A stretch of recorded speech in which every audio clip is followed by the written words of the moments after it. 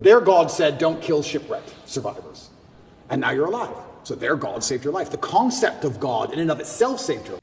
After Andrew Tate's interview with the BBC that failed woefully, he had this big-time interview with this team of broadcasters that really brought out so much about him, especially in the aspect of Islam.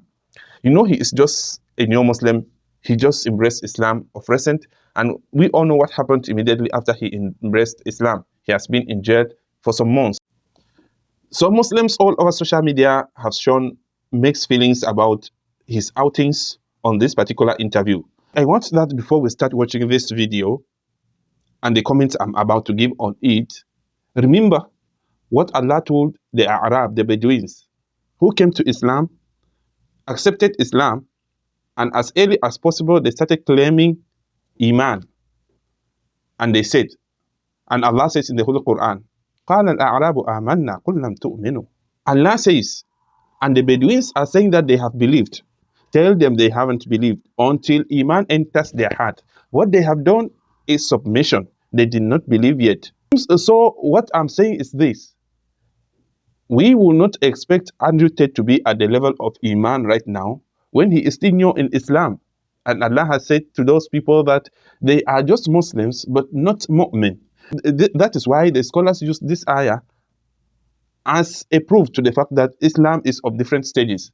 So in a nutshell, there is Islam, and in a higher level there is Iman, and in the highest level there is Ihsan.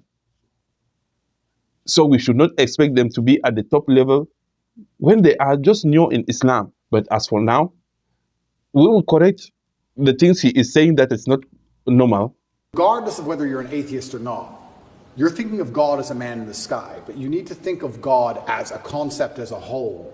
And once you do that, it's impossible to accept that he doesn't exist, right? You and your friend are shipwrecked. On one island, your friend goes and he crashes and they kill him and they eat him. And you go to another island and they want to kill you and eat you, but they don't because it's against their religion. Did God save your life? Who cares? Who doesn't even know the name of their God? But their God said, don't kill shipwrecked survivors. And now you're alive. So their God saved your life. The concept of God in and of itself saved your life. You owe God just for the concept of it. The idea. So talking about God as a concept, as he is trying to explain, it's rather a narrow way of looking at who God is. The best example to give him is this of Namrud and Ibrahim in the Qur'an. Or when Namrud came to debate Ibrahim about his belief in one God, Ibrahim told him, Rabbi alladhi yuhyi wa yumeet. My God is the one that gives life, and he is the one that takes away life.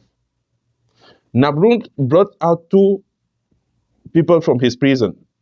He killed one and said, I took away his life. And then he set the other free and then said, I gave him life. Do you now see the example that he is giving for two people going to two different places? Yeah, this was the idea of Namrud, because he thought that that is what God was all about. And it was so narrow. And you will see how narrow it is when you see what Ibrahim said next. Ibrahim told him that, then my Lord is that who makes the sun to rise from the east. Now you make it rise from the west. And he was tongue-tied. He had nothing to say. All his evidences were destroyed. So that is who Allah is. Allah is the one who created us, like he said in the Holy Qur'an. الَّذِي خَلَقَ الْمَوْتَ وَالْحَيَاةَ لِيَبْلُوَكُمْ أَيُّكُمْ أَحْسَنَ عَمَلًا. He is the one who created life and death to test you, to know who amongst you is the best. Whether you were killed by someone or your death came by your own mistake or whatsoever, before it happens, Allah must will it before it happens. What we are trying to debunk is the idea that Allah saved you because those people were following the laws of Allah. No. Allah will only save you at his own will. That is why even though the Sharia law has forbidden killing, there are still people who do kill, who are still Muslims, but they still kill other people. So when you believe in Allah, you have to believe that you die when he says you are going to die, no matter what the means through which you are going to die.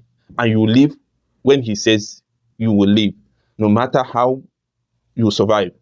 I would be friends with a gay person. Yes, I'm a Muslim, but I would be friends with a gay person because if a full-grown man decides to make a decision, it's his decision to make. But I must protect innocence as a man, so I must protect children. If two full-grown men decide to have a fight, let them fight. If a full-grown man decides to pick on a kid, that's unacceptable. So I must protect innocence. So I agree with the extremism point, but I have no problem with full-grown men doing what they want to do. Maybe some Islamic scholars are going to watch this and get mad at me. I don't have a problem with gay people. The idea is not to hate the sinner. The idea is to hate the sin.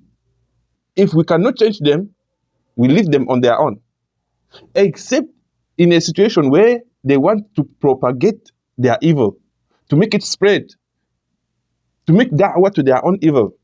That is where we will come out and say, no, you are crossing the limit. Let your own evil remain on yourself. So if having a normal relationship, if having a normal discussion with a person who has such ideas is with the fact that you want to explain the truth to them, then that is what Islam calls for. If you take them as friends, just because you want anybody to do what they wish, then that is makruh, that is hated in Islam. Worse still, if you take them as friends and you encourage them to do what they are doing because it's a personal decision, then that is haram completely. You don't encourage people to do bad. Truly, and I want to make one more point, I do believe there is one God, and I believe there's many different paths to God.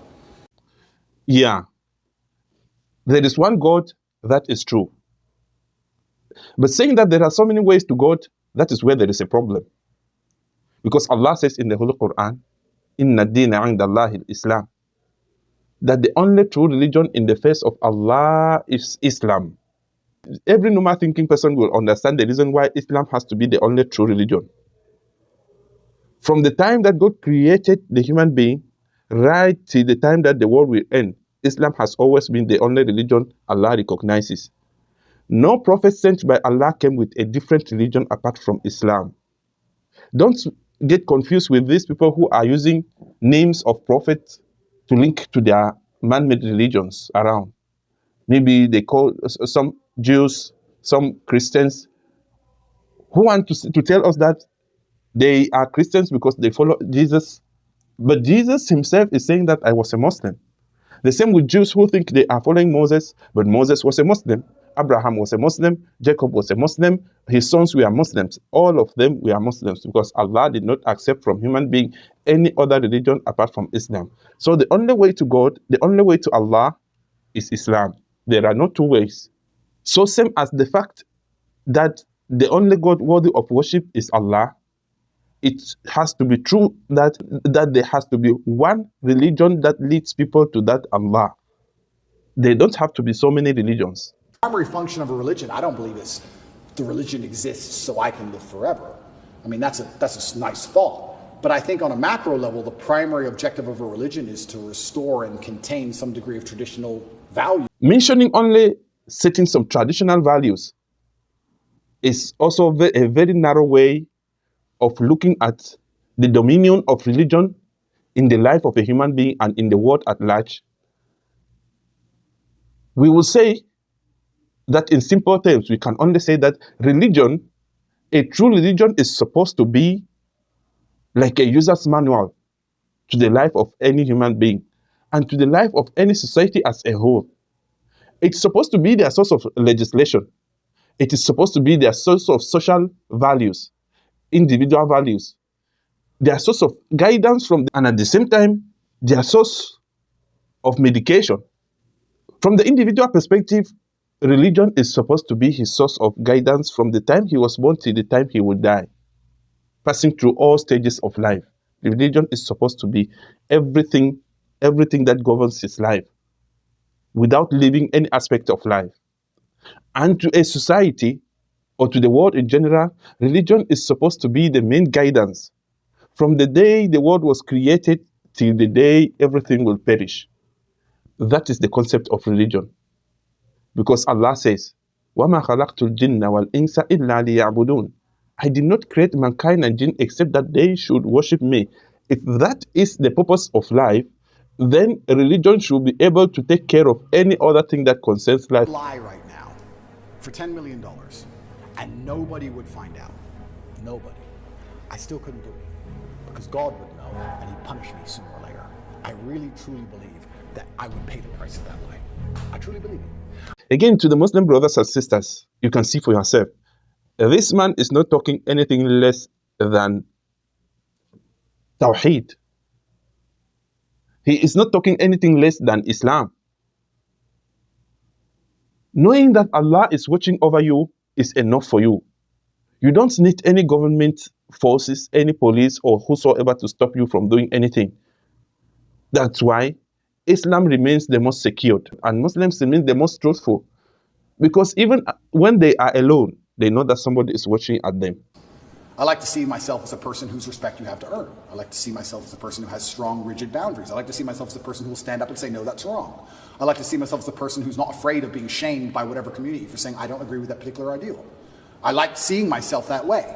So if I'm going to see myself that way, then I'm going to naturally align with a religion that operates within that form. And that is just purely the truth. He must have to resonate with the religion that goes with these values. Allah says in the Holy Qur'an, إِنَّ هَذَا الْإِسْلَامِ يَهْدِي لِلَّتِي هِيَ أَقْوَمُ وَيُبَشِّرُ الْمُؤْمِنِينَ. This religion of Islam calls to that which is great, to that which is strong. So give glad tidings to the Muslims who hold strong and firm to what Allah says. They do what Allah asks them and they avoid what Allah asks them to avoid to their utmost best. So this is all we had for you today. Please do not go away without subscribing. Turn on the notification button. Hit the thumbs up button. Share the video. And may Allah bless you as you do so. Wassalamu alaikum wa rahmatullahi wa barakatuh.